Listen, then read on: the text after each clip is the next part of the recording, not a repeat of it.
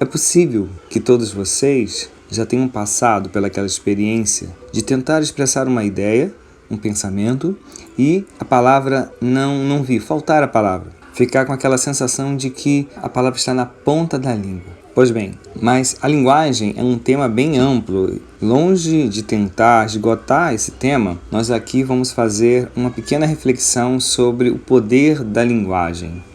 É interessante ver que essa sensação de estar com a palavra na ponta da língua, ela, apesar de um tanto angustiante, ela pode ser reveladora, porque não parece se tratar de apenas uma dificuldade em termos de vocabulário. E é claro que o tema da memória também está aqui. Mas eu quero pensar sobre outro aspecto. Enquanto a palavra não vem, vigora, aquela sensação de que algo existe, porém algo que não pode ser pensado ou dito. Uma presença sem forma. E aqui a questão, nós não estaríamos nessa situação diante de algo mais radical? A questão que me interessa é, a ausência da palavra não acabaria por impossibilitar o próprio pensamento? Bom, o filósofo Parmênides, que nós já conhecemos, um grego que nasceu por volta do ano 530 a.C., ele afirmava que ser e pensar é o mesmo, que somente o ser pode ser pensado e dito. E, portanto, é impossível pensar o não ser, logo, impossível dizê-lo. É claro que há aqui questões metafísicas, que extrapolam até as nossas possibilidades no momento. Mas olha que interessante, esse não ser,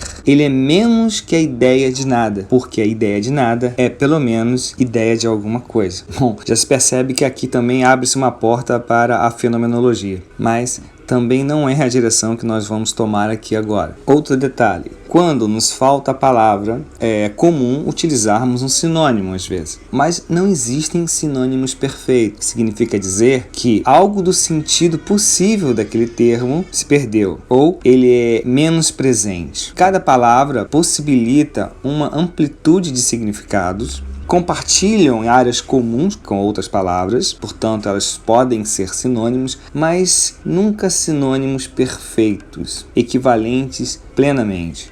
E se é assim, então, uma riqueza de vocabulário poderia sugerir também uma riqueza de pensamento ou de possibilidades de pensamento, de sutileza entre as ideias, enquanto que um vocabulário reduzido tende a reduzir a possibilidade de expressão, a possibilidade de pensamento, de estabelecer distinções entre as coisas, portanto, de pensar com mais precisão, logo, de se expressar também com mais precisão. E aqui a gente começa a chegar na questão que eu trago aqui hoje, que ela é pensada a partir de um livro publicado em 1948, famoso pelo título 1984, que é o livro do George Orwell.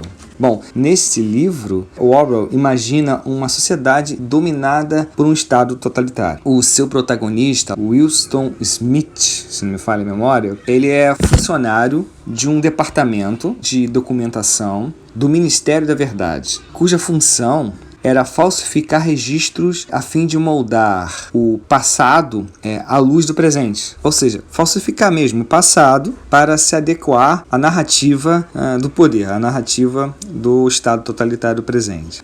Um dos slogans do partido era afirmar que quem controla o passado controla o futuro. Essa ideia também de revisionismo ou de negação da história, de reescrever a história, está muito presente aqui. Nesse mundo descrito por Orwell, era proibido pensar, e as pessoas eram vigiadas constantemente pelo grande irmão, pelo Big Brother. Haviam câmeras por todo lugar, inclusive na casa das pessoas, e uma das ferramentas de manipulação mais eficientes era a linguagem, porque não se tratava apenas de uma dominação física das pessoas, mas de uma dominação total, uma servidão total. Para essa dominação ser eficaz, então, é criado um novo idioma, uma língua, a nova língua. E aqui a questão que nós começamos. Nessa nova língua, as palavras iam desaparecendo gradualmente nas edições do Grande Dicionário da Nova Língua. E aqui eu me permito ler uma passagem do livro rapidamente. Diz assim: a 11ª edição será definitiva. Estamos dando à língua a sua forma final. a forma que terá quando ninguém mais falar outra coisa.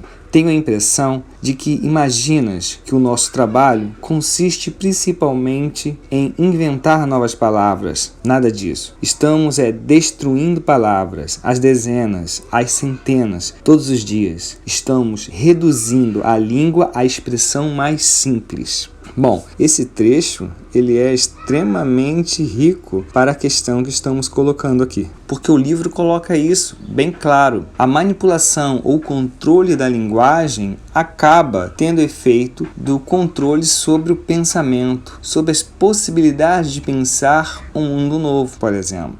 É como se fosse possível eliminar a palavra liberdade, a própria liberdade se tornaria impossível de ser pensada ou imaginada.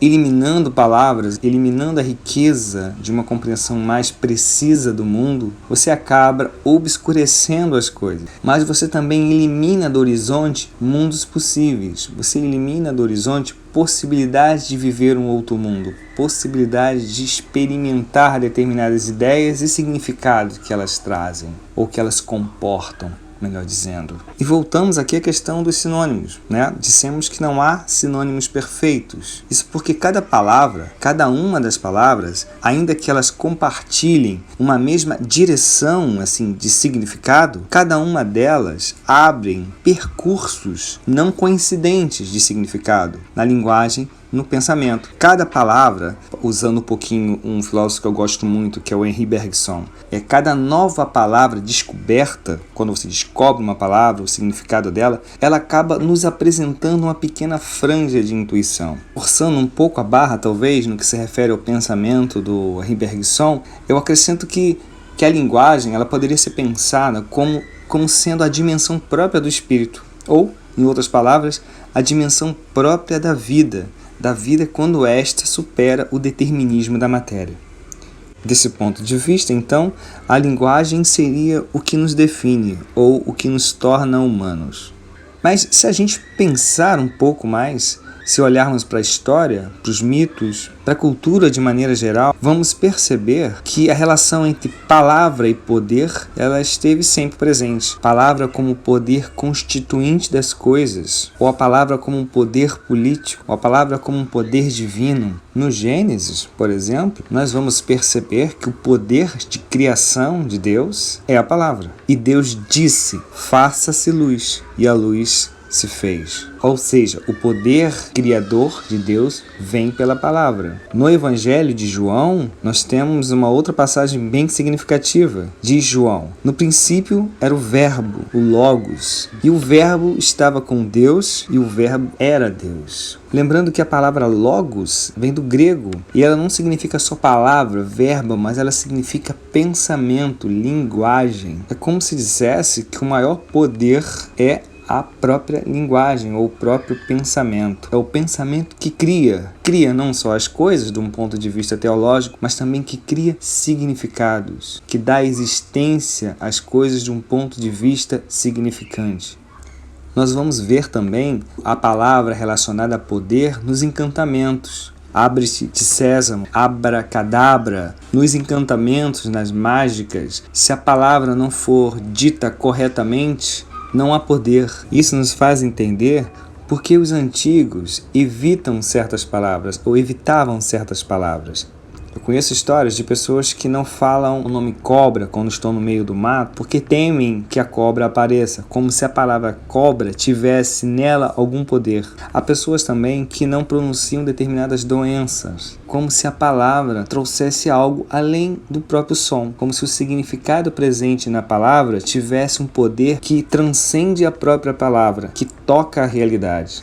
Pelo que nós estamos vendo aqui, podemos perceber que o tema da linguagem ele é bem rico. E com relação aos vocabulários, ao que dissemos sobre os vocabulários, eu sempre penso nisso quando o aluno diz, por exemplo, que os professores poderiam ter substituído aquele termo que eles não conhecem por um termo mais conhecido, por um sinônimo. Quando o interessante talvez seria se apropriar desse novo termo, desse novo significado. Bom, então é isso, gente. Por hoje é só e até a próxima.